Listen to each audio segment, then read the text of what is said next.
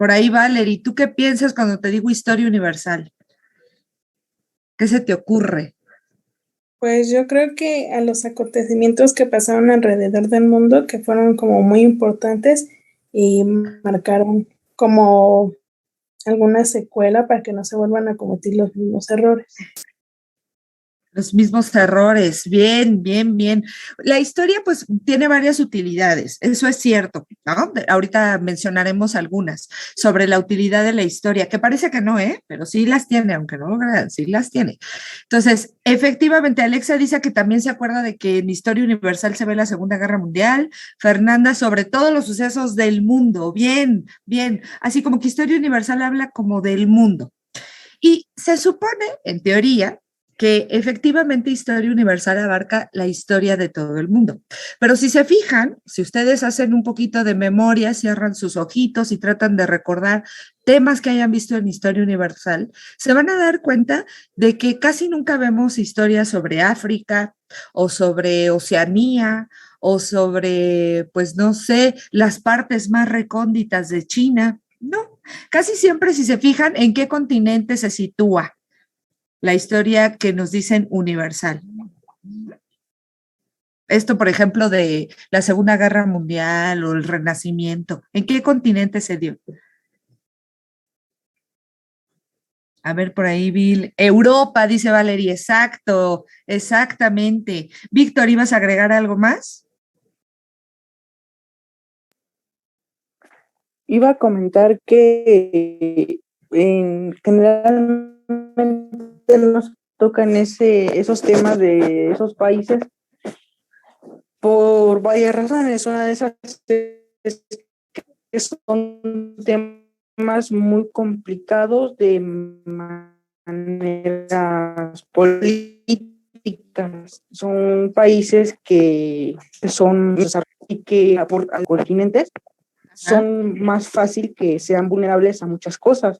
Incluso hoy en día sigue habiendo en algunos lugares de estos países esclavitud, cosa que se supone que ya no debería de haber, pero son temas muy sensibles para tocar en algunas ocasiones. Efectivamente, tienes todititita la razón.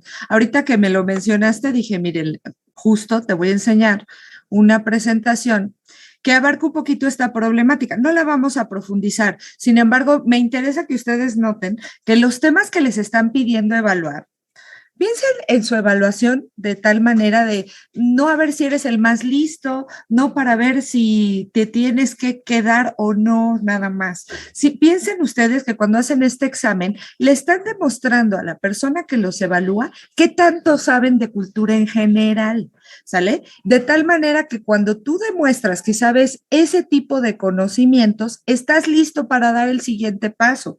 No se trata que las personas que no logran esos conocimientos sean tontas, por supuesto que no.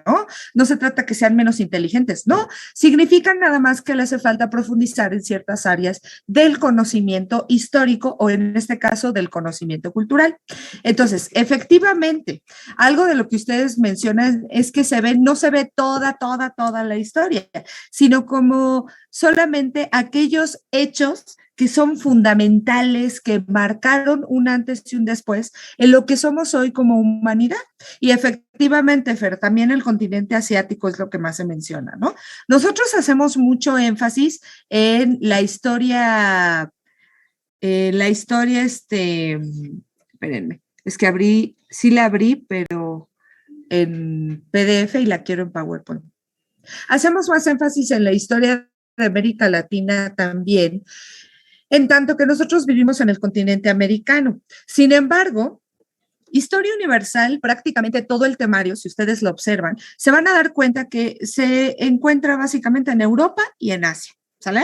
Básicamente. Ahora bien, efectivamente, vamos a empezar el día de hoy con lo que es el bloque 1 que yo le llamo el bloque 1 de esta sesión, que efectivamente no abarca toda la historia desde el origen del hombre, porque esto no viene. Si ustedes se fijan en su temario, vamos a ser súper estrictos con los temas que vamos a abordar. Son los que vienen en el temario nada más, los que preguntan en la mayoría de los exámenes y que por su influencia por su impacto son los que se presentan aquí, ¿vale? Vamos a empezar básicamente desde el fin de la Edad Media y ahorita vamos a ver para que se ubiquen más o menos desde dónde abarca. Los temas que vamos a cubrir son lo que en su temario de la guía y también a su vez en su temario de segundo de secundaria abarcaron el bloque 1 y el bloque 2 o la unidad 1 y 2. La unidad 2 es muy larga y es por eso que hoy vamos a abarcar solo 2 temas y la próxima sesión estaremos abarcando los demás temas y el bloque 3, ¿de acuerdo? Es del principios del siglo XVI al XVIII y del XVIII al XIX. Básicamente estamos hablando de lo que es el fin de la Edad Media, la Edad Moderna, ¿sale? Y el inicio de la etapa independiente, ¿sale? O la edad contemporánea que estamos hablando. ¿Qué temas vamos a abarcar sobre estos bloques? Bueno, lo que es el desarrollo de Europa a través de las rutas marítimas, el desarrollo cultural del Renacimiento y el humanismo, que ahorita ya Víctor me hizo favor de mencionar, las expediciones marítimas y su impacto, por ahí Cristóbal Colón y los demás navegantes, la ilustración. Vean ahí, vayan detectando qué conceptos son los fundamentales. La ilustración y la nueva forma de gobierno, que es el absolutismo. ¿De acuerdo? ¿Dudas hasta aquí, chicos, sobre qué temas vamos a abarcar?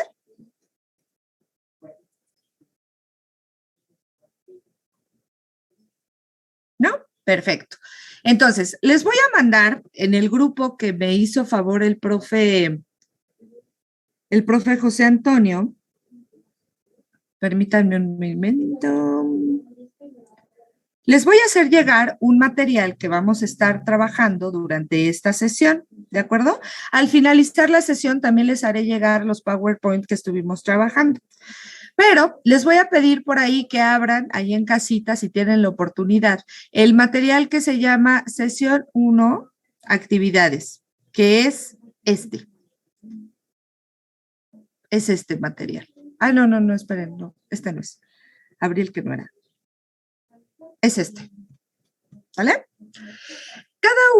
Cada que voy a ir explicando un tema, ustedes van a ir desarrollando estas actividades. Es decir, mientras yo voy explicando, ustedes van completando estos materiales, de tal manera que tengan una síntesis de todos los temas que estamos viendo. Cuando ustedes requieran o sientan que quieren estudiar más, aquí ya tengan lo fundamental de cada tema que veremos hoy e incluso vamos a realizar algunos reactivos. Algunos están aquí de tareita, otros más los vamos a hacer mediante un juego, ¿de acuerdo? Al finalizar la sesión. Pero conforme vamos explicando, ustedes pueden ir llenando esta información, ya sea que vayan tomando apuntes o lo vayan haciendo aquí mismo y ya tienen sintetizada toda la info, ¿de acuerdo? ¿Dudas, chicos, sobre cómo vamos a trabajar?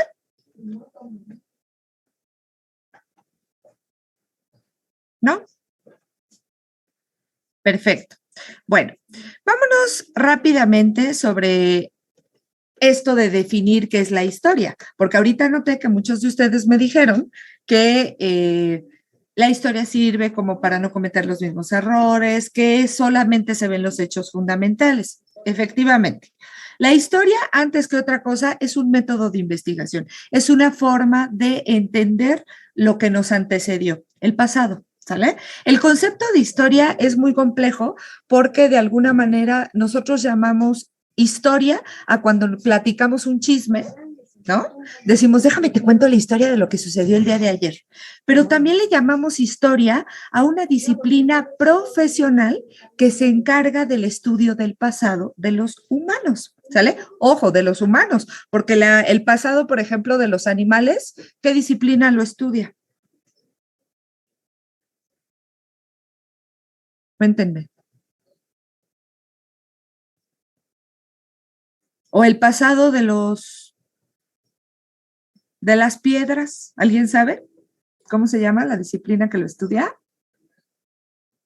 Dice Alexa, el pasado de los animales lo estudia la biología. Muy bien, muy bien. De las piedras, ¿no saben? Se llama, fíjense, se los voy a escribir, geología.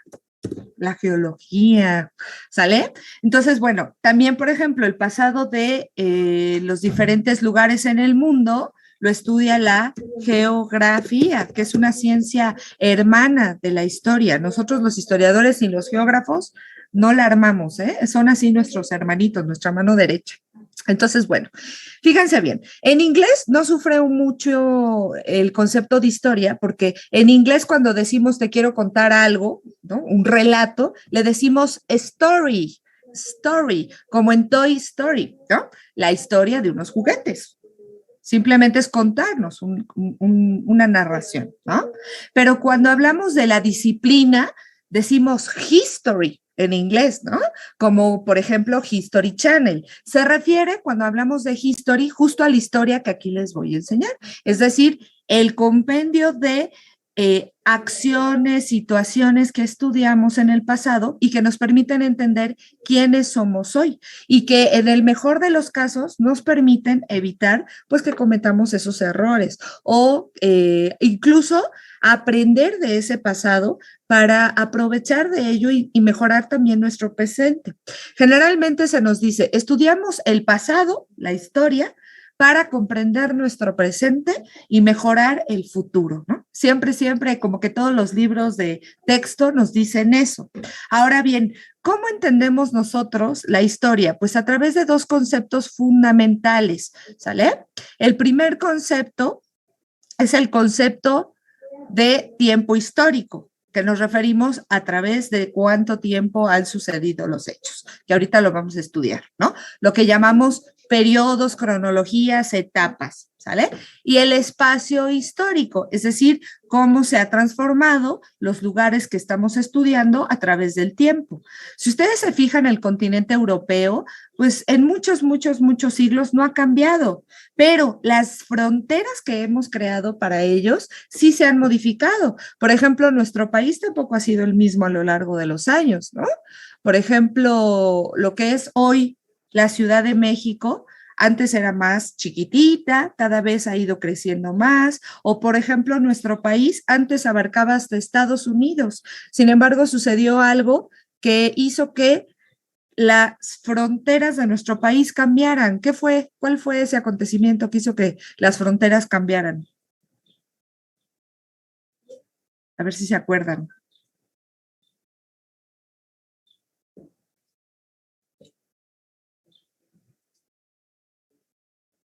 ¿No se acuerdan? Fue cuando Santana vendió el territorio de Texas, Baja Ajá.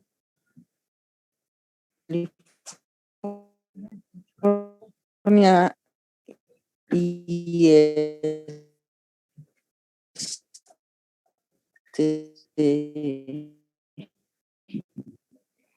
no recuerdo cuál era el otro. Es Nuevo México. Nuevo México, ¿no? Efectivamente.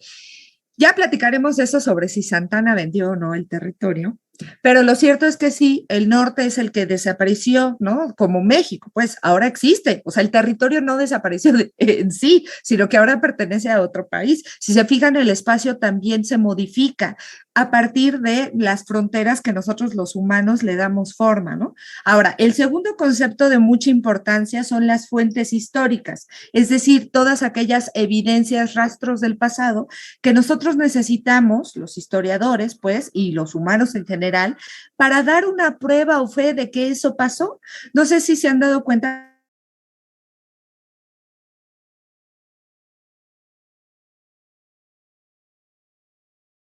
Pero pues, ¿cómo saber lo que es verdad en el pasado? Si ya fue, no hay manera, ¿no? Así como de conocer la versión que tiene Santana sobre la guerra contra es muy distinta de la versión que a lo mejor tuvieron el general Taylor, el general Austin sobre los hechos. Cambia la perspectiva y por eso ahí las históricas son muy importantes. ¿Qué son las fuentes históricas? Todas las evidencias del pasado, ¿de acuerdo? Evidencias primarias, llamamos a todas las fuentes primarias son todas aquellas que nos permiten conocer el pasado de primera mano, es decir, aquellas que vivieron los hechos. Por ejemplo, si yo estoy estudiando nacimiento, ¿sale? Las obras de Miguel Ángel o de Leonardo son obras o fuentes primarias. ¿Por qué? Porque ellos vivieron esa época, ¿sale? Son del momento que estoy estudiando. Pero también tenemos otras que se llaman fuentes secundarias, es decir, aquellas que son evidencias posteriores. En esta clase yo les estoy contando acerca de algo que yo no viví, pero tengo información sobre ello, ¿no? Si yo escribiera un libro de texto, también sería una fuente secundaria. Efectivamente, Víctor, dice, la historia se basa en diferentes ramas, ¿no? Claro, como la geología, la arqueología, la geografía y muchísimas otras áreas más que son las ramas hermanas de la historia, ¿sale? ¿Dudas hasta aquí con los tipos de fuentes, chicos? ¿La diferencia entre fuentes primarias y secundarias?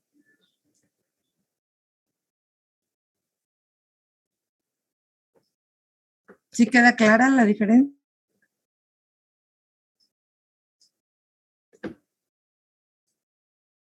Perfecto.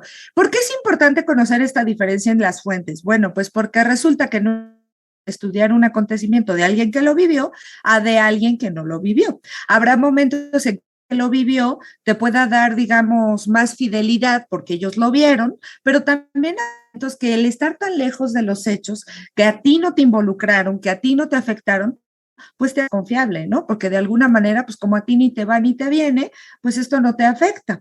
Ahora, esto es importante porque en su examen generalmente viene una o dos preguntas sobre la importancia de la historia, cómo se estudia la historia, ¿de acuerdo? Entonces, bueno, vámonos con la siguiente, por ahí hay un comentario. Todo perfecto, bien. Ahora sí, entonces, la historia es un método de investigación sobre el pasado. Es una ciencia social. ¿Por qué? Porque se encarga de estudiar a través del método científico, o al menos eso intenta, el pasado de la humanidad, a través de evidencias, ¿sale? De los diferentes grupos humanos, para entender qué cosas han cambiado y qué cosas han continuado, han permanecido a través de los tiempos. Ello utilizamos el estudio del espacio, que sería la geografía, y el tiempo, que sería la cronología o el estudio del tiempo, ¿sale? ¿Cómo o a través de qué? Pues como todavía no inventamos la máquina que nos lleve al pasado, lo que hacemos es estudiar fuentes históricas primarias, ¿sale? Como libros, estares, vestigios arqueológicos, imágenes, documentos y fuentes secundarias, que pueden ser los museos, los libros de texto que hoy se escribe por historia, ¿no? Los documentales, películas, videos, hoy hasta un YouTube sería una fuente secundaria, hasta esta videoconferencia, ¿sale? Uno de los principales problemas que se notan en los exámenes de selección es que los míos no saben las etapas que dividen a la historia. En esencia, ¿sale? Tenemos dos primeras etapas, lo que llamamos la prehistoria y lo que llamamos la historia, ¿sale? ¿Significa que la prehistoria, chicos, no había historia? ¿Qué significará prehistoria?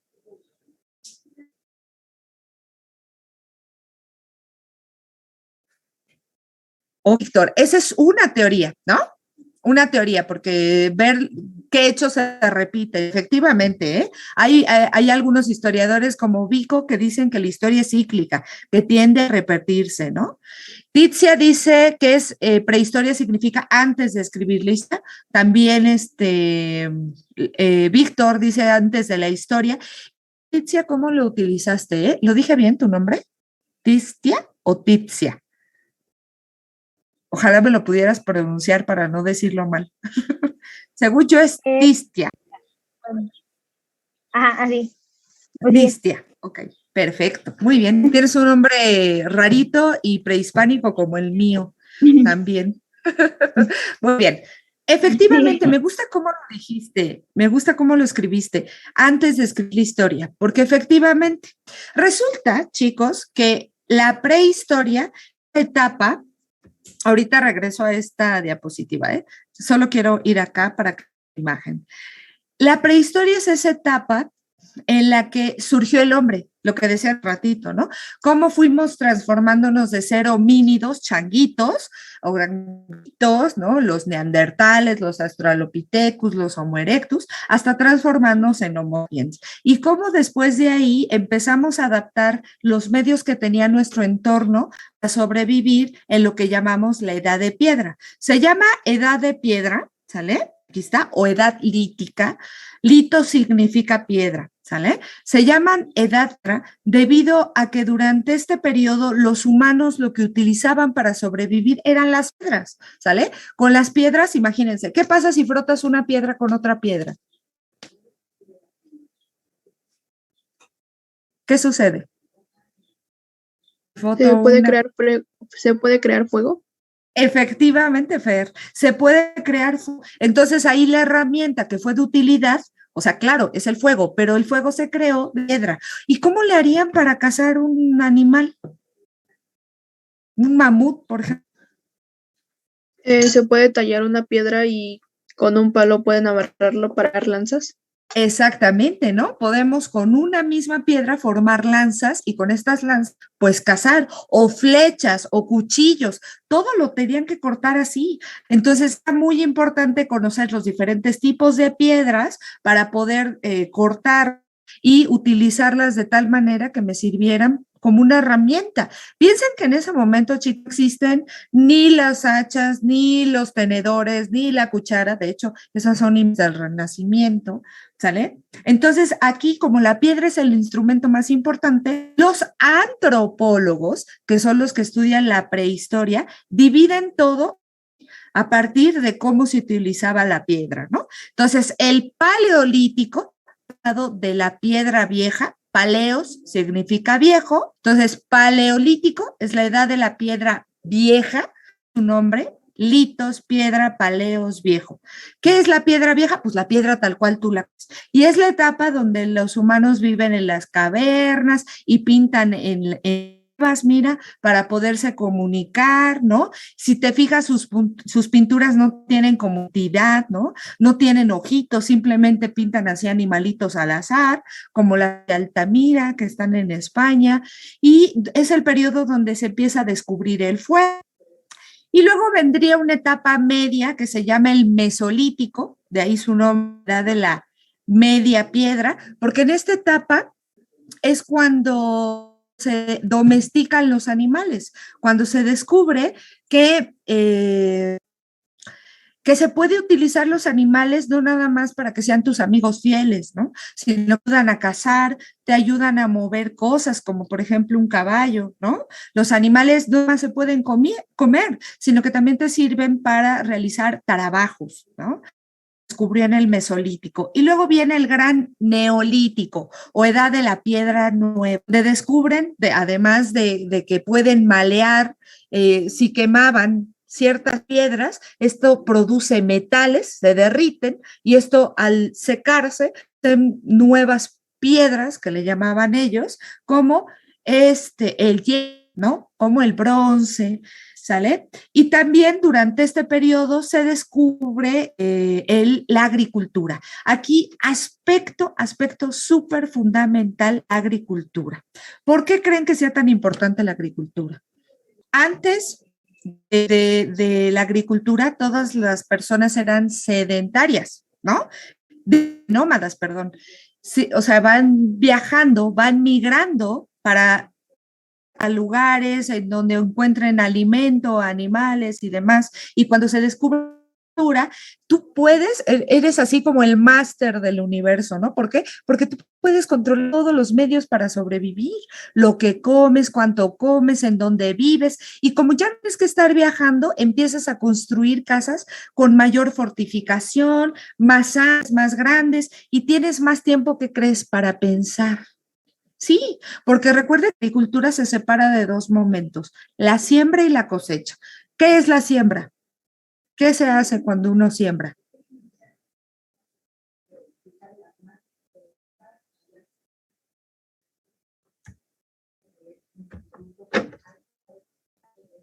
Por ahí creo que va a acabar tenemos 2 minutitos, pero si se acaba ahorita volvemos a iniciar, ¿sale? ¿Qué sucede en la siembra, chicos?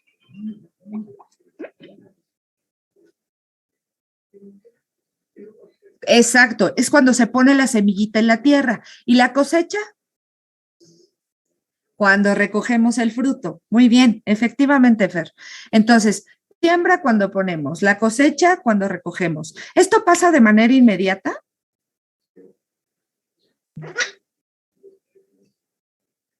No, ¿verdad? Muchísimo tiempo. Tarda, dependiendo lo que quieras cultivar, pero se tarda entre 3 y 6 meses. Vamos a suponer que la personita que ya tiene ahí su huertito, debe sembrar, no sé, trigo, lo va a regar por las mañanas. ¿Cuánto tiempo creen que les tome, pues no sé, regar 100 metros?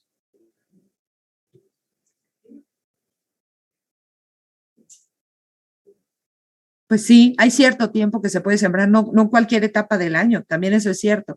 Vamos a suponer que le tome 2 horas, ¿no? Como dice Fer, en 2 horas, separan a las, recuerde que para regar siempre es mejor de noche o muy temprano antes de que arrecie el sol, si no, consume más agua, ¿no? Entonces, bueno, vamos a suponer que se pare a las 7 de la mañana, que entre desayune y se vista y demás, a las 8 empiece a regar, de 8 a 10. ¿Qué hace el resto del esta persona que decide irse a sembrar? ¿Se pone a ver Netflix? No, ¿verdad? Tiene que ocupar su tiempo.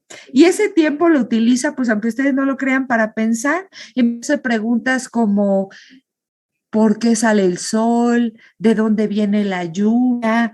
¿No? ¿Quién soy? ¿Cuál es mi objetivo en la vida? Preguntas que llamamos existencialistas, ¿no? Es decir, sobre nuestra existencia. ¿Sale? Perfecto. Entonces les decía, es muy importante porque esto le permite pensar al humano y entonces desarrollarse, crear estrategias, por ahí decía Tistia, efectivamente para vivir, ¿no? Buscar nuevos lugares donde vivir y empezar a pensar ¿a quién le van a dejar sus cosas? Y estamos a mi hijo con la heredera del otro pueblo para juntar nuestras riquezas. O sea, tipo de cosas.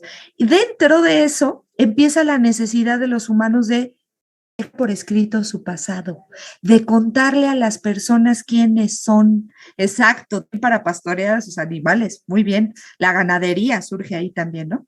Entonces, fíjate, quiero contar a mis hijos, a mis nietos, cómo fue que llegué a este territorio, cómo descubrí la agricultura, y eso lo hacemos de manera escrita.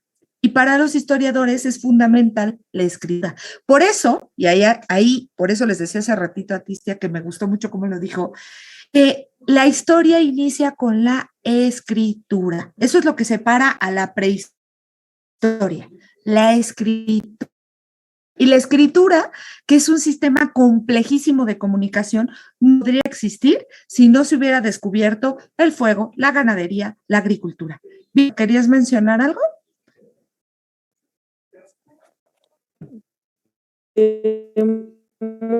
Muchas partes de la prehistoria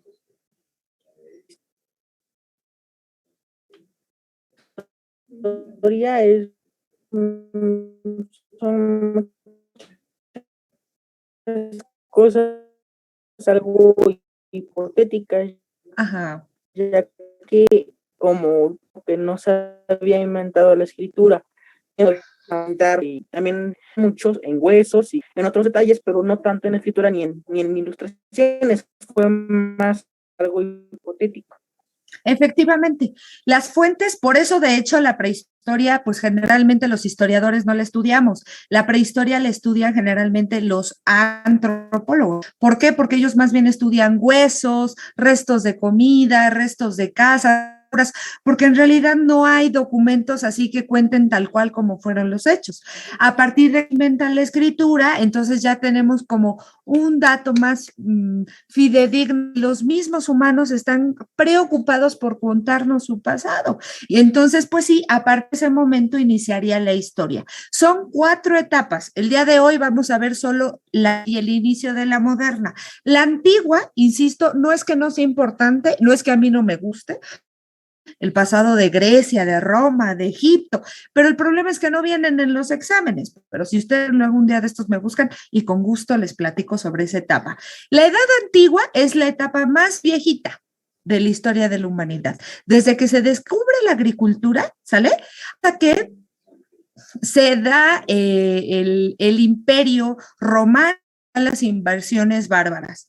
Todo eso es la edad antigua. Todo lo que conoces como pirámides de Giza, ¿no? De Kefren, allá en Egipto, los que existían antes, el jardín colgante de Babilonia con Mesopotamia, los zigurats que crearon, el Coliseo romano, ¿sale? El templo de Atenas, el de Delfos, todas esas grandes construcciones de Egipto, Grecia, Roma y Fenicia, que son grandes culturas de la Edad Antigua, se dan en este periodo, ¿de acuerdo? ¿Cuándo terminan? Cuando el enorme imperio romano empieza a resquebrajarse, ¿sale? A dividirse, y entonces iniciaría la Edad Media. ¿Por qué se empieza a resquebrajar el imperio romano? Porque surge una nueva creencia.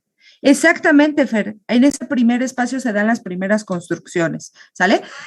Si llegaran a preguntarles sobre estas 4 culturas importantes, todas estas culturas se dieron sobre ríos, ¿sale? Entre las más importantes, por ejemplo, Mesopotamia se dio en el río Tigris y Éufrates, la cultura china cuando construyeron esa muralla enorme que todavía existe, ¿sale? Se dio entre el río Yangtze y, por ejemplo, el río amarillo que le llaman y el río azul, ¿sale? Todas están entre ríos. Egipto se dio sobre el río Nilo, ¿sale? Todas. Grecia y Roma se dieron sobre el gran mar Mediterráneo, que se llama, ahorita lo vemos en un mapa, ¿sale? La Edad Media. La Edad Media irrumpe nueva ideología que es llamada cristianismo, que existe hasta el día de hoy, ¿no? El cristianismo se va a subdividir en diferentes, digamos, religiones, pero del mismo, digamos, de la misma ideología que fue la judiana, de los judíos salieron el cristianismo, los protestantes, los árabes, que hasta el día de hoy son religiones que todavía perviven. Cuando estas religiones se expandieron por el mundo, es el periodo enorme y larguísimo de 15 siglos llamado la Edad Media. Durante la Edad Media se expandió el imperio carolingio, lo que hoy ustedes conocen como Europa, ¿sale? Se establece un sistema de gobierno y económico llamado feudalista o feudalismo. Se realiza una forma artística diferente, que ya no van a ser estas cavernas, sino el gótico, que son las primeras ilustraciones que va a haber de la Virgen María y de Jesús, ¿no?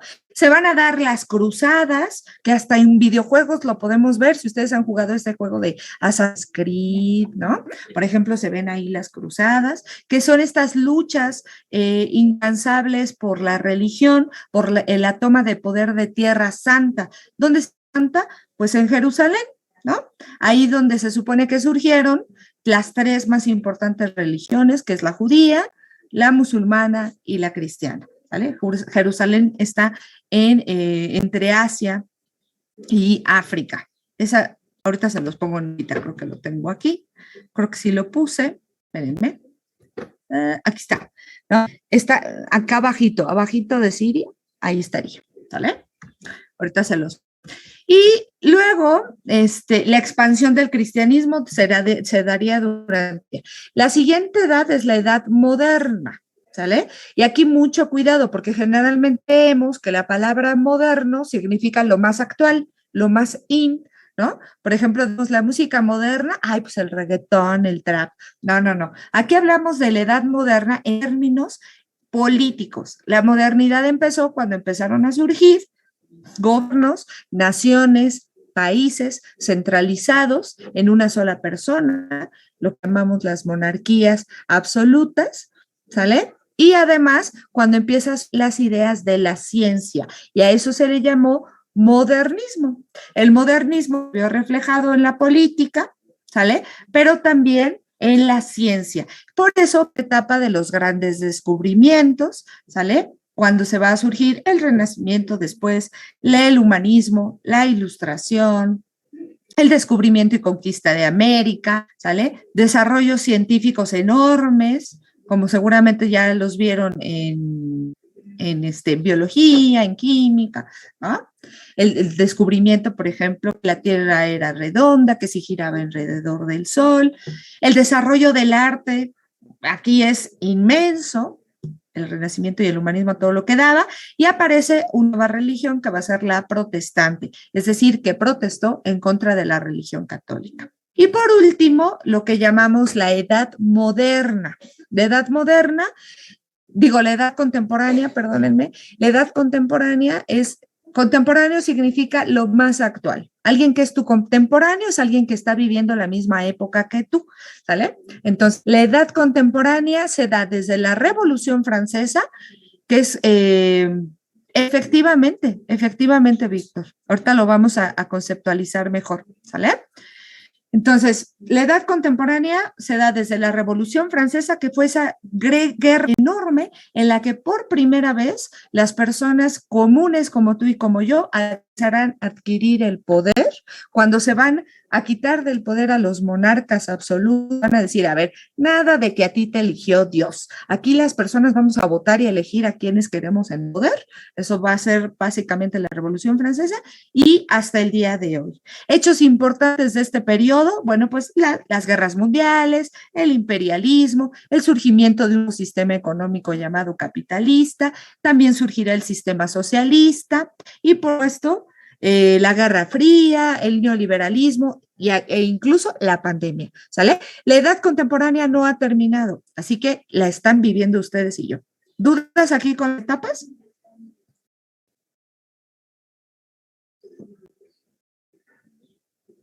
¿No? Perfecto. Les recuerdo que su examen va a marcar desde el final de la Edad Media, no toda, ¿sale? Solo el final, la Edad Moderna y la contemporánea, en Historia Universal, ¿sale? Eso son lo que va a marcar. Ahora, otro de los principales problemas que me encuentro cuando veo que realizan exámenes, mis queridos muchachos, es que no saben separar los años de los siglos y los siglos de los años. A ver, por ejemplo, Alexa, ¿cuándo fue tu primer cumpleaños? ¿Cuándo festejaste tu primer cumpleaños? Sí, ahorita te lo explico, Fer, no hay ningún problema. De hecho, ahorita le voy a dar más tiempo.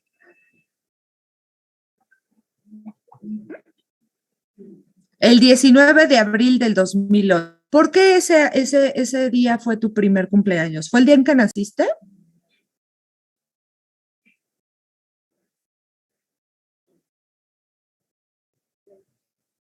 No, fue un año después, ¿verdad? Efectivamente, efectivamente. Muy bien, Víctor, sí. Justo cada una de las etapas ya con más detalle, ¿sale? Ahorita ya nada más les di en general qué características tiene cada etapa y ahorita lo vamos a ver ya más con detalle cada una, ¿sale? Entonces, el primer problema es que cuando veo que les dicen, chicos, en el siglo XVIII surgió la Ilustración y de repente en el examen no aparecen siglos, sino en años, y tú ya memorizaste que era el siglo XVIII y piensas que el siglo XVIII es 1800 y no. ¿Por qué? ¿Por qué van desfasados los siglos de los años? Pues porque resulta que nadie cumple años cuando nace, ¿verdad? Sino hasta que cumplen un año. Es decir, no empezamos a contar del 0, sino del 1. Entre el 0 y el 1 empieza todo un año, ¿no? ¿Sale? Entonces, por ejemplo, el siglo 0 no existe. Existe el siglo 1, que va del 0 al 100. ¿Sale? El siglo 2, ¿de cuándo a cuándo va? No. Tú naciste en el 2005. Primer cumpleaños es en el 2006. O sea, tienes apenas un año. Es lo mismo. El siglo 1 va, digamos, del año que le llaman 0, que es el nacimiento de Jesús, pone hasta el año 1. Digo, al año 100. ¿Vale? Entonces, el siglo 1 va del 0 al 100. ¿Sí? El siglo 2, del 200 al 300. No. A ver, fíjense. El siglo lo vamos a dibujar aquí. Usted en esta diapositiva, ya se las mandé. Es el primer ejercicio. Váyanlo llenando, vamos explicando para que se den cuenta. Ponerle texto. Aquí vean. A ver, el siglo I, ¿sale? En romanos va del 0, bueno, más bien del 1, ¿no? Porque es cuando cumple la primera vez, al siglo, ¿sale? El siglo II, ¿de dónde?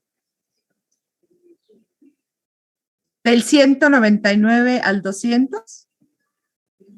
Del 101 al 200. Exacto, del 100 al 200. El siglo III.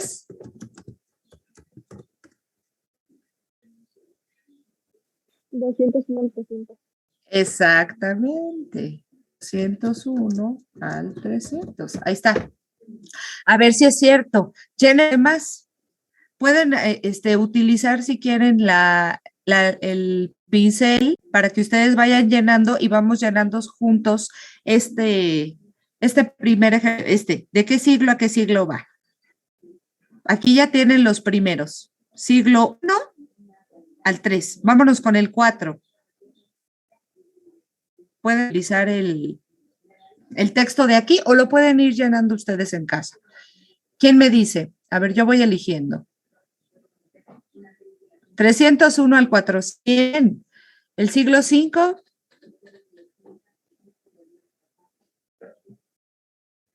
Del 401 al 500. Muy bien. Siempre inicia en el 1 y termina en 0. ¿Sale? 1, 0. Muy bien. 6. Del 501 al 600. Bien. El 7. 601 a 700. Muy bien. El 8. 701 a 800. Perfecto. Vayan viendo cómo va desfasado. ¿Cómo le van a hacer? Fíjense, si ustedes quieren saber siglos, quieren saber qué años son un siglo, por ejemplo, yo nací en el siglo XX. Fíjense bien lo que van a hacer. Para saber rapidísimo, así, sin tener que ir en orden. Yo nací en el siglo XX. ¿Qué voy a hacer? 20 en romano. Menos 1, menos 1, 20 menos 1, y vemos en arábigos, 19, ¿sale? Y ya nada más le agregamos el 01 para saber que inicia en el año 1 y termina años después, o sea, el siglo XX, 1900 a 2000. ¿Ya vieron? Entonces, si yo quiero saber qué años son un siglo, solamente resto 1. 20 menos 1, 19. Si yo quiero saber, por ejemplo, sin darle continuidad, voy a eliminar todos estos. A ver, si yo quiero saber el siglo XVIII, 18 menos 1, 17, va del 1701 al 1800. Magnífico. Ya no van a tener problemas con los siglos, ¿verdad? No. Muy bien. Me parece perfecto. Pero ahora al revés. ¿Cuál es la lógica? Si ahora te ponen los años, pero en el examen vienen siglos, ¿cómo le van a hacer? Por ejemplo, yo nací en el año 1984. No le digan, ya estoy viejita. 1984, yo quiero saber qué siglo es. ¿Qué hago?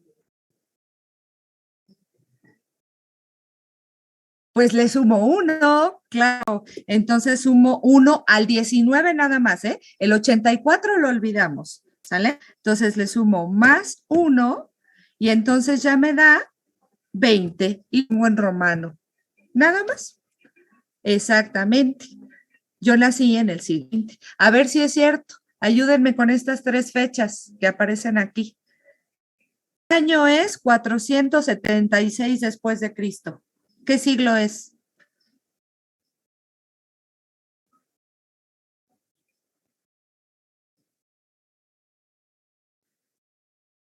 4 más 1. No, no es el 1, 2. Acuérdense tomar el primero o primeros dígitos. Se le suma 1 a los primeros dos números. En este caso solamente al 4, porque no tenemos dos dígitos, solo uno.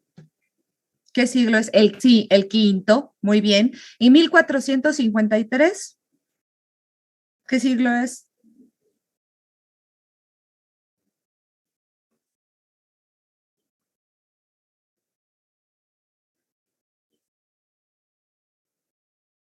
Ahí está el 10 y 12.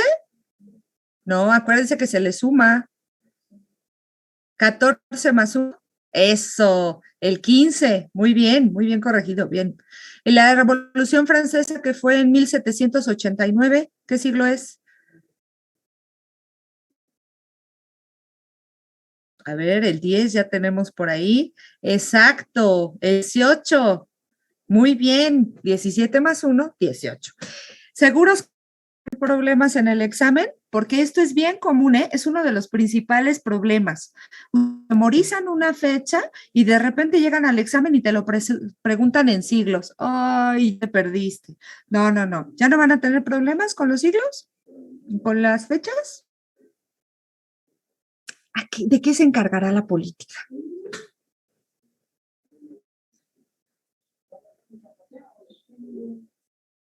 De cuestiones como vender territorio, dice. Bueno, a lo mejor la venta como tal no, toma de decisiones sí. Fíjense que la política es la ciencia que se encarga de la administración de una sociedad, es decir, de las leyes que regulan cómo nosotros nos relacionamos para evitar conflictos. Entonces, la política, todo lo que tenga que ver con política tiene que ver con cómo se decide el uso de recursos, eso sí, muy bien. También la política se encarga de las leyes. ¿Cuáles van a ser las leyes que van a regular a nuestra sociedad? Por ejemplo, en nuestra sociedad, ¿se podrá matar o no se va a matar? ¿Se podrá trabajar cuántas horas? ¿Qué derechos, qué obligaciones vamos a tener como individuos? ¿Y quién decidir cómo entablar relaciones entre nuestro país y otro país, por ejemplo? ¿No? Efectivamente, Víctor, si se logra hacer correctamente y de manera equitativa, pues las decisiones deben ser para el bienestar de todos. Pero sabemos que ahí, ¿qué crees que influyen? Las ideas, ¿no? No es lo mismo la idea que tiene o la ideología que tiene, por ejemplo, un partido político, otro partido político. Y ahí es donde empiezan las pugnas y los problemas de la política, ¿no? Incluso sus mayores problemas como la corrupción. Entonces, mucho cuidado. El examen de selección te piden, determina las consecuencias políticas y salen ustedes del examen y dicen, es que todas eran correctas. Lo que te está pasando es que sí, todas son consecuencias, por ejemplo, del Renacimiento, pero te está pidiendo solo consecuencias políticas. Mucho ojo en eso. Fíjate qué dimensión te está pidiendo. La sociedad, ¿qué estudia la sociedad, chicos? ¿O de qué haga la cuestión social?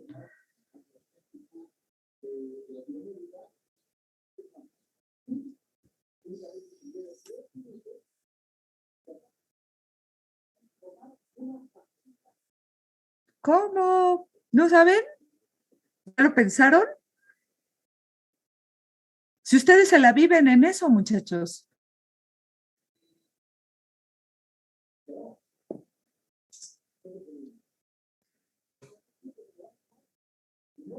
¿No se acuerdan? Ahí les va. Váyanle tomando nota. Ya dijimos, la política se encarga de la administración de las sociedades. La dimensión social se encarga, fíjense bien, de esto, exacto. No, fíjate que de las ideas no, Tistia no, porque eso es la cultura. Lo que sí, ojo, la dimensión social se encarga de relaciones entre las personas, de cómo la interacción entre nosotros modifica el entorno. Eso sí. Por ejemplo, lo que le llamamos las redes sociales. Ustedes están muy acostumbrados a que cuando les dicen red social, pues nada más piensan así como en Facebook, Twitter e Instagram, pero en realidad las redes sociales han existido siempre, nada más que no eran digitales. Las redes sociales son todo lo que tiene que ver con cómo interactuamos con nuestro entorno a través de las personas. Por ejemplo, la creación de escuelas. Eso es una cuestión social. ¿Por qué? Porque la creación de escuelas modifica los conocimientos que tenemos y al modificarlos, pues automáticamente empieza otra vez la cuestión de la transformación del mundo, básicamente, ¿no? La transformación de las ideas. Entonces, por ejemplo, si te dicen una consecuencia social, pues algo así, como un chismo, sí se vale. Ajá. Una consecuencia social de la Primera Guerra Mundial, ¿no? Y entonces te aparecen por ahí diversas opciones como el cambio en los países, económica, pero aparece por ahí el surgimiento del feminismo. Ese, por ejemplo, ¿sale? Es una consecuencia social. ¿Por qué? Pues porque resulta que el feminismo, como las mujeres empezaron a participar más en el trabajo, empezaron a exigir nuevos derechos y se organizaron en un movimiento que trajo por consecuencias el voto femenino, ¿no? Entonces, ese sería, por ejemplo, una cuestión social. Económico, ¿qué estudia la dimensión económica?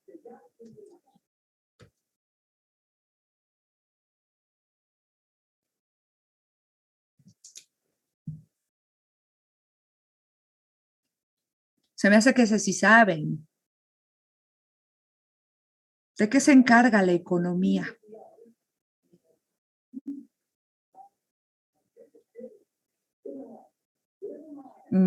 Ok, ¿a qué te refieres con la economía? El sustento económico, los gastos, dice Tistia, ok, ok. Fíjense bien, la economía es una de esas ciencias que la gente luego hace menos porque creen que nada más se trata de dinero. Pero la economía es una ciencia que abarca muchas cosas. Abarca, por ejemplo, la producción, todo lo que decíamos hace ratito de la agricultura, pues eso es económico, ¿no? Entonces, por ejemplo, si te hablan de una crisis, de la transformación de la ganadería, de la producción de nuevas mercancías, del comercio, de la creación de mercancías, de el trabajo incluso, todo eso tiene que ver con la economía. ¿Sale? Entonces, mucho cuidado, si te piden un antecedente económico de la Segunda Guerra Mundial, pues la crisis de 1929, ¿por qué? Porque resulta que esa crisis es la que trajo muchísima hambruna, pobreza, gastos, exacto, ¿sale? Y por último, va la cultura, la dimensión cultural, que yo diría lo abarca todo. ¿Por qué? Porque la cultura se refleja no nada más en el arte, ¿de acuerdo? O sea, sí la cultura abarca el arte, por ejemplo, la escultura, la arquitectura, la pintura, la música, la danza, pero también abarca las ideas. Y las ideas, pues, son el sustento de todo sistema, ¿no? Entonces, por ejemplo, si hablamos de la cultura capitalista, exacto, el lenguaje, la escritura, claro, la literatura. Si hablamos, por ejemplo, de que después de la Primera Guerra Mundial se potenció el surgimiento del capitalismo como corriente dominante mundial, pues estamos hablando de que el capitalismo es un término económico, pero que a la vez es una idea. Una persona capitalista busca consumir, busca acumular capital y por lo mismo va a querer conseguir dinero a toda costa. Exacto. La religión, las creencias, los pensamientos, todo eso tiene que ver con la cultura. ¿Dudas, chicos, con las dimensiones de la historia?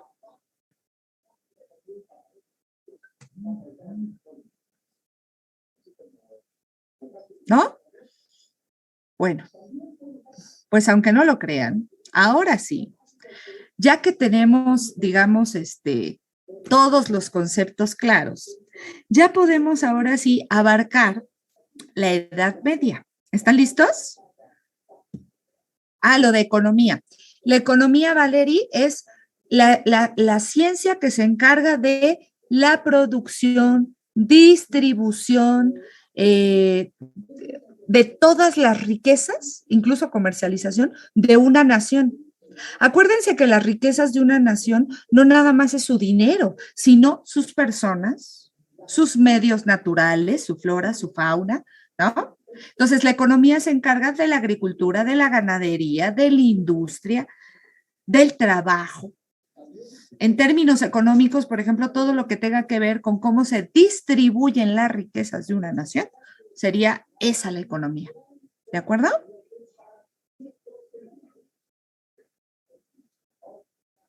Perfecto. Ahora fíjense bien. Vamos a estudiar, déjenme, se abren, ya hicimos esta actividad. ¿Ah? Ahora fíjense bien, vamos a abrir esta sobre el fin de la Edad Media. Aquí ustedes ya tienen las ideas principales sobre qué significó el fin de esta época, ¿sale? ¿Por qué fue importante? Conforme yo voy a ir explicando, ustedes pueden ir completando este cuadro que, si se fijan, tiene algunos enigmas. ¿Ya vieron? Entonces, yo lo voy a ir explicando y ustedes van a ir ahí tomando nota, completando este cuadro. ¿De acuerdo? Bueno, empecemos por mencionar que después de la Edad Antigua, la cultura que más dominó de estas culturas antiguas que dijimos, de Grecia, de Roma, de Egipto, la cultura más dominante fue el Imperio Romano. El Imperio Romano abarcó todo lo que ven ustedes aquí. O sea, hace 2 continentes, 3 si consideran nada más el norte de África, toda Europa, parte de Asia, llegó de hecho hasta y la India, y miren, el norte de África. Era enorme, chicos, 3 continentes casi enteros, ¿sale? Excepto el norte de Asia, donde estaban los hunos. Si vieron la película de Mulan, ya sea la caricatura o la otra, sabrán de lo que les estoy hablando, ¿no? Los hunos son los que dominaron esta etapa. Pero el resto lo dominó el Imperio Romano.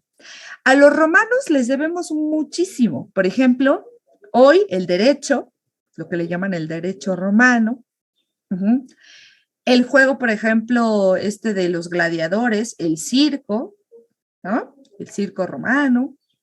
Tenemos herencias de ellos incluso en lo que comemos. Nuestro lenguaje, que proviene del latín, que es la lengua que hablaban los romanos. O sea, los romanos abarcaron muchísimo, muchísimo. Imagínense las armas, por supuesto, la forma de la guerra, la forma en la que se organizan hoy las guerras, los soldados, mucho es herencia del Imperio Romano, ¿no? Incluso la forma económica. El hecho de que hoy se llame república a la forma de gobierno que tenemos hoy, eso, el primero en hacerlo fueron los romanos, la República Romana, la democracia como concepto también surgió en Roma, ¿sí? Efectivamente. Entonces, bueno, son muchas las herencias. Entonces, les decía yo, la cuestión es que el Imperio Romano abarcó muchísimo. Imagínense, si ahorita a veces un presidente, una presidente no puede solamente gobernar un país, vean todos los conflictos que son en un país, ahora imagínate gobernar 2 continentes. Era muy difícil. Entonces, ¿qué sucedió? Que para facilitarse la vida, los romanos decidieron dividir su imperio en lo que llamamos el Imperio de Occidente y el Imperio de Oriente. El Imperio de Occidente abarca Europa, el Imperio de Oriente abarca Asia. Sus ciudades más principales o la más importante en cada uno. En el Imperio de Occidente, la ciudad más importante va a ser Roma, ¿sale? Era donde vivía el César, el emperador, ¿sale? Y en el Imperio de Oriente, la ciudad más importante va a ser Bizancio, que posteriormente se va a llamar Constantinopla, porque el emperador más importante, efectivamente, ahí está. La ciudad más importante va a ser Bizancio, después va a cambiar de nombre a Constantinopla, porque su emperador se llamó Constantino, ¿sale? ¿Hasta aquí vamos bien? ¿No hay dudas con el imperio romano?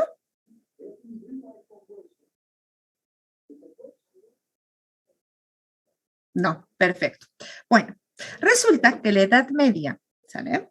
La Edad Media va a empezar cuando este imperio, el Imperio Romano Occidental, se va a caer debido a que los árabes que viven por acá en Persia, ¿sale? Y en el sur del África, van a empezar a invadir toda esta zona, ¿sale? Y el Imperio Romano Occidental va a caer, o sea, solamente va a subsistir el Imperio de Oriente. También, a su vez, va a haber un montón de invasiones del norte, de lo que hoy le llamamos los vikingos, los anglosajones, los hunos, también le llaman invasiones bárbaras, van a empezar a invadir esta zona. Y de la mezcla de los antiguos romanos con las tribus que ya vivían ahí, con los invasores bárbaros que les llamaban, van a surgir lo que hoy llamamos los países europeos, ¿sale? Inglaterra, que en ese momento se llamaba Britania, Hispania, que ahora se llama España, ¿verdad? La Galia, que hoy día se llama Francia, y esta zona que se va a llamar Germania, que hoy se llama Alemania, ¿sí? Todavía no existe lo que hoy llamamos Italia y Alemania en ese momento, pero a partir de esas invasiones se van a empezar a subdividir en grupitos y estos grupitos van a formar lo que hoy llamamos naciones. ¿Sí? ¿Vamos bien todos? Perfecto. Entonces, a partir entonces de que surge la Edad Media, además empieza a surgir el cristianismo. Esta historia que ya te sabes tú que se cuenta en Navidad, ¿no? Nace Jesús y cuando nace, se desarrolla, se dan cuenta que es milagroso, lo crucifican los romanos, porque acuérdate que los romanos tienen otra religión, son politeístas. Ellos creen en Júpiter, en Gea, en Juno, ¿no? Todos estos dioses que son herederos de Zeus y demás, que también provienen de la antigua Grecia. Entonces, cuando se expande esta idea del cristianismo, va a surgir una nueva organización que se llama feudal. Se llama feudal porque a un pedazo de tierra en la que un señor es dueño de esa tierra, se le llama feudo. Esa tierrita se le llama feudo. Todo lo que ustedes ven aquí en pantalla se le llama feudo, ¿sale? Dentro del feudo está la casa del señor feudal, que es el castillo, ¿sale? Es donde vive el señor feudal, el dueño del feudo, ¿sale? También todo feudo tiene una zona para cosechar, ¿sale? Una zona en la que se va a construir, también van a tener iglesias, van a tener molinos, ¿sale? Hoy tú llamarías al feudo un pueblo, ¿sí? Se le llama entonces feudo porque es un señor feudal el que lo gobierna, el que lo administra. Los señores feudales tienen diferentes nombres. Por ejemplo, el varón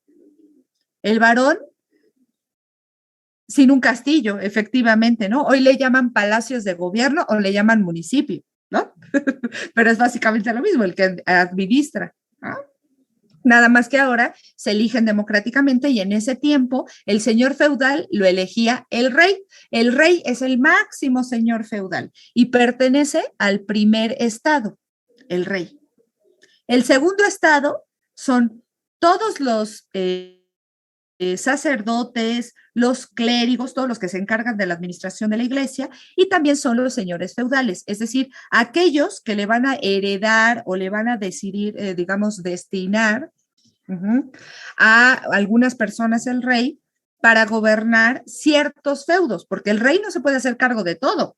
Es imposible, es tanto que no le da tiempo de administrarlo todo. Entonces decide que a su primo lo va a convertir en duque.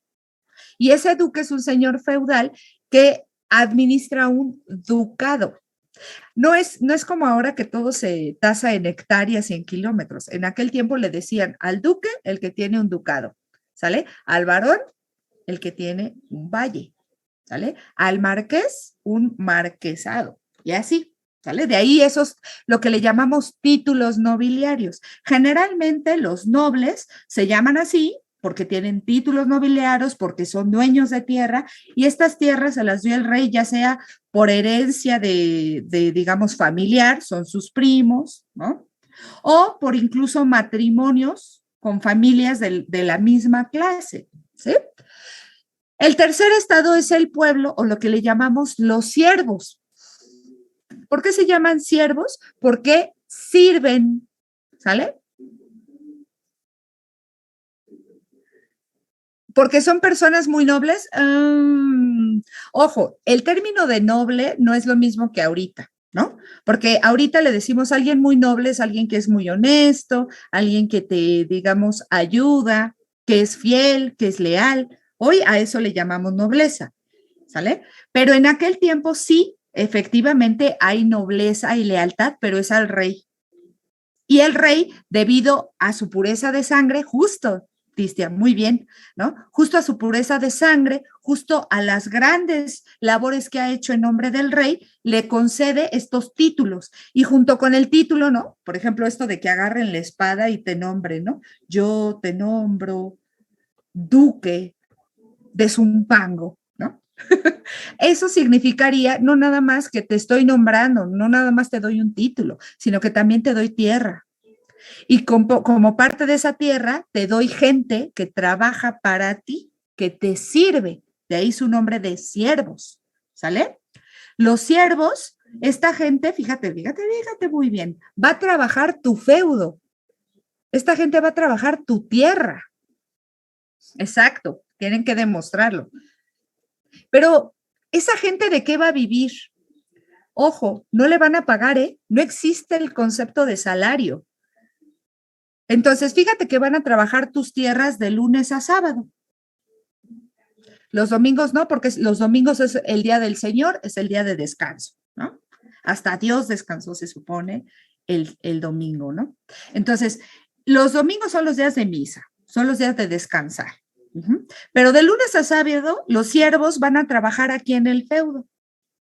Vamos a suponer que en estas tierras que ves aquí atrás, por donde está el castillo, los siervos van a trabajar de lunes a jueves. Son las tierras del rey, ¿eh? Y todo lo que salga de ahí, de lunes a jueves, ¿a quién se le queda?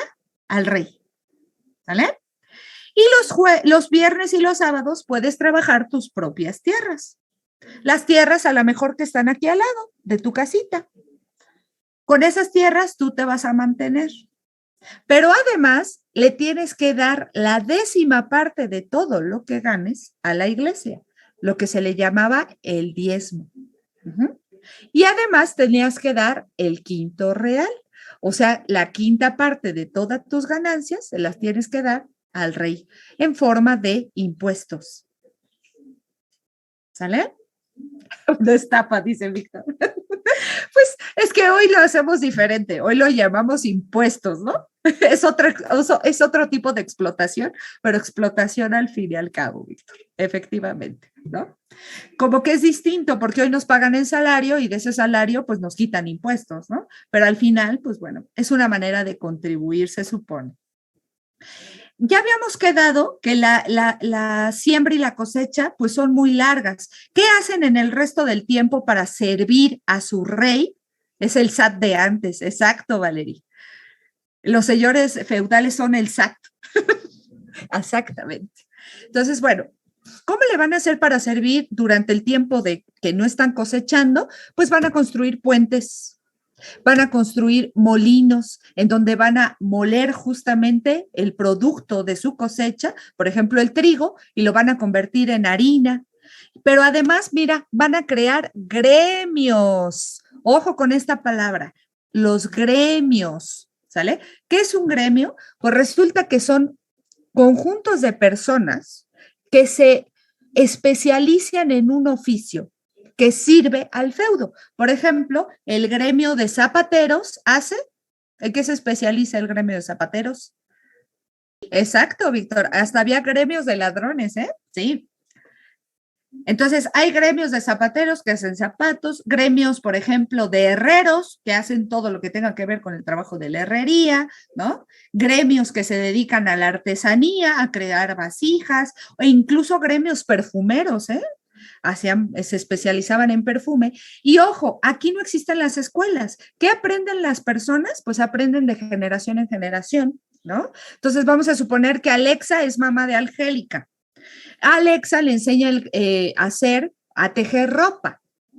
Ella es el gremio de tejedoras y aunque no lo crean, se juntaban todas las tejedoras del feudo y evaluaban el trabajo de Angélica para ver si lo estaba logrando bien. Cuando ella ya lo hacía perfecto, la nombraban maestra del gremio y entonces ya podía crear su propia tienda, ya podía comercializar. O sea, Alexa producía sus propios vestidos o sus propios suéteres y también los vendía. ¿En dónde? En su casa. ¿Y quiénes eran sus trabajadores? Pues su familia.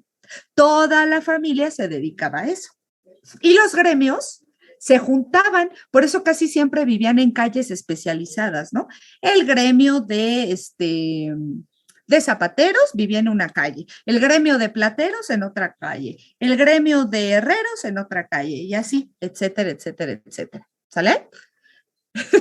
Es Alexa con sus... Dice, soy la mejor tejedora de este feudo, ¿no? Y bueno, pero ¿qué pasaba si a lo mejor Angélica, que es la hija de Alexa, no quiere, pues ella ser tejedora? A lo mejor ella le interesaría fundar un nuevo gremio. Pues, ¿qué creen? Que mandan a Angélica, a lo mejor, a trabajar. Ella a lo mejor le gustaría ser pintora, ¿no? Pues la mandan con el gremio de pintores. ¿Y qué tiene que hacer? Fíjate bien, ¿eh? Se va a vivir a la casa de la pintora o el pintor, que en este caso casi siempre eran hombres, chicos, porque las mujeres se quedaban en el hogar, ¿no? Entonces, la mandan con el pintor, ¿no? El pintor le va a enseñar todo el oficio, todo, de cero. Y a cambio, ¿cómo le va a pagar a Angélica? Pues con su trabajo. Va a ser, digamos, su ayudante, su aprendiz. Cuando ya aprende el oficio, les digo, le van a hacer un examen, todo el gremio de pintores, y si ya lo hace perfecto, entonces, pues ya ella puede fundar su propio gremio. Yo te echo porras. Si se moría antes de qué, de poder enseñar, pues buscaban otro, ¿no? Buscaban otro maestro. Y el rey era el que les daba el permiso a los gremios, para poder ejercer su trabajo.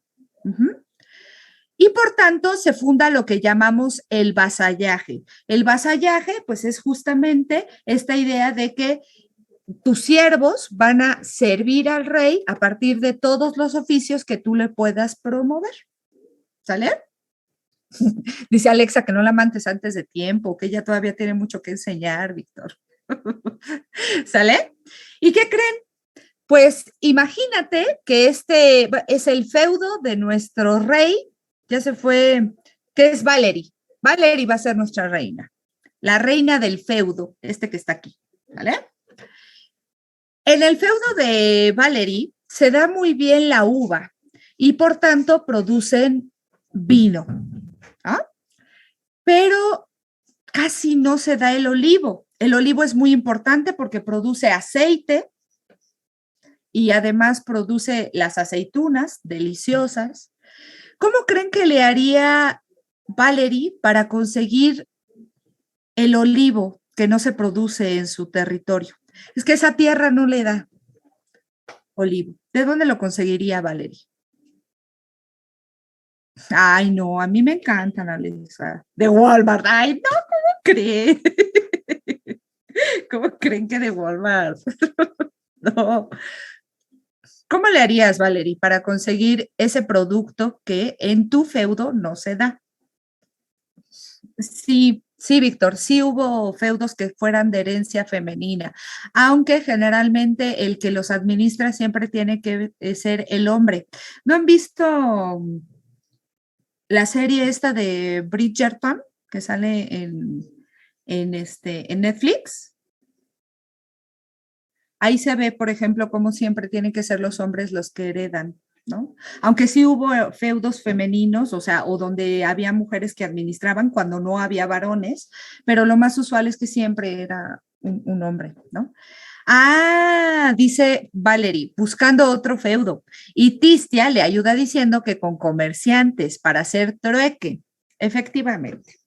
Ojo, todavía no existe la moneda como tal, pero ya existe el valor de los metales. Ellos ya se habían dado cuenta de que había metales que por su peso, ¿sale? Eran mucho más valiosos que otros.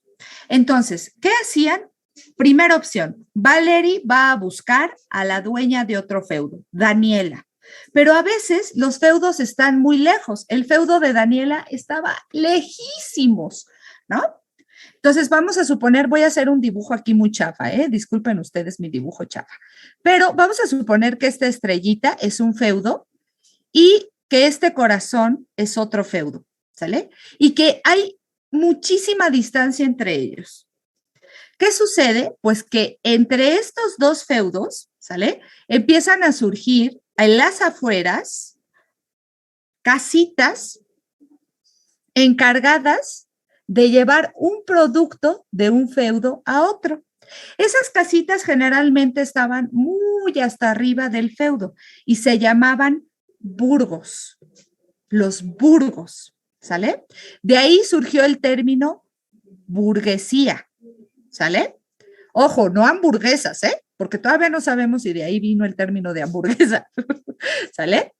Sí, a veces los podía separar mar y tierra, muy largo. Simplemente piénsenle, ojalá hayan visto esta serie padrísima llamada Game of Thrones, ¿no? Ahí, fíjense cómo son por casas. Es lo mismo. Ese sistema que se retrata en Game of Thrones es básicamente el feudalismo, ¿sale? En donde empiezan a luchar entre ellos por adquirir poder. Pero cuando hablamos de la economía, ustedes se van a dar cuenta de que los burgueses van a empezar a cobrar un lugar muy, muy, muy importante, porque los burgueses se van a encargar de llevar los productos que le sobran a Valerie, que en este caso son uvas, ¿sale? Hacia el feudo de Daniela, que a lo mejor produce trigo o los olivos, ¿sale? O, por ejemplo, el feudo de Edwin, que produce muchísima, no sé, ¿qué les gusta? Cebada, con el que se hace la cerveza, la cheve, ¿no?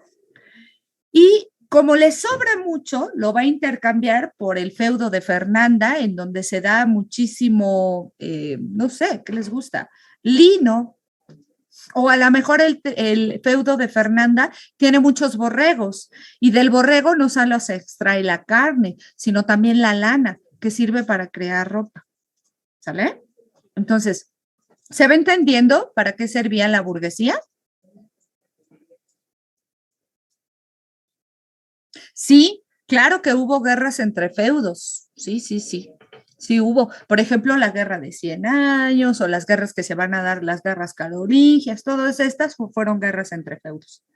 ¿De acuerdo? Entonces, aquí los feudales, pues bueno, más bien los burgueses van a empezar a cobrar un papel muy importante, porque los burgueses van a empezar a cobrar por traer productos de un lugar a otro y lo van a cobrar en especie, es decir, con objetos, ¿sale? O lo pueden cobrar a través de los metales, en oro, en plata, que es lo que generalmente cobraban. Y entonces los burgueses empiezan, fíjense, a tener mucha riqueza, a acumular mucha riqueza, pero ellos no tienen tierras. Y en el sistema feudal lo más importante es ser dueño de la tierra, ¿sale? Generalmente sí.